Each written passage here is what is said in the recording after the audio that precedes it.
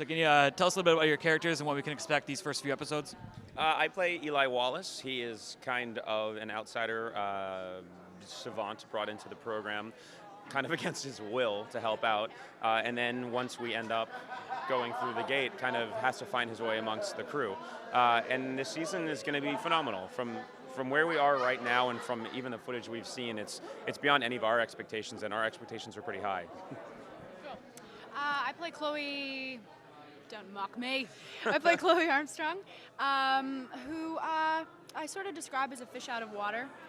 She is the daughter and aide of a United States Senator, and is basically responsible for influencing her father for his decision to continue funding of the Stargate program, and more specifically into research into the 9th Chevron. So yeah, she's sort of an unconventional character for this type of show. I think she's very intelligent young woman. She went to Harvard Law and majored in political science. And, you know, she's got some demons in her closet, as everybody does, as we find out. Surprise, surprise. But yeah, for Chloe, I think, especially in the first couple episodes, I mean, this is a complete, 360 from the life that she has known, as it is for everybody, but she feels it more acutely due to certain personal events that take place on the ship. So for her, it's really coming to terms with the reality and making a choice to persevere and survive. Yeah. I play Lieutenant Matthew Scott, who is a young officer, pretty much out of officer candidate school, and he finds himself in a leadership position probably before he's ready, but I think he starts tapping into some unrealized potential as the situation progresses.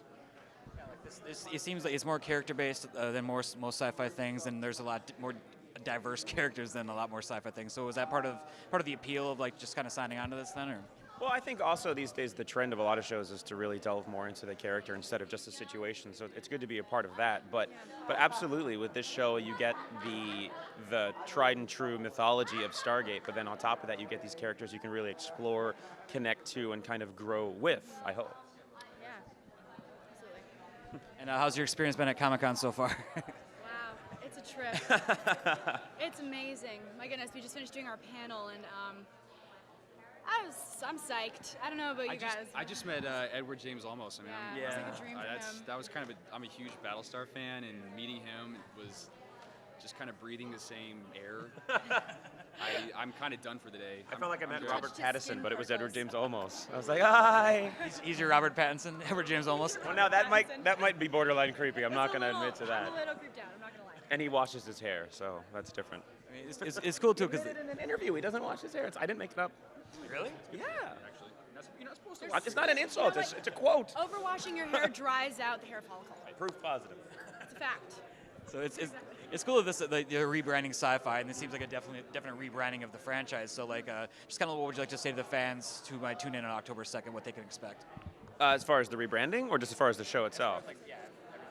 I think SyFy has done a really good job of expanding their own horizons, and I mean, I'm personally proud to be a part of that, because if you're trying to open up your world more, especially one that has been pretty successful for them so far, they're taking risks, and I respect them for that. I think that's it. It's the risk taking, which is really, really exciting. I mean, I don't think this is a rebranding of Stargate. I think this is actually taking the things that were great about Stargate and pumping them up and emphasizing them more, and actually learning probably from 15 years of a franchise what works and what doesn't. So it's natural. It's a growth industry.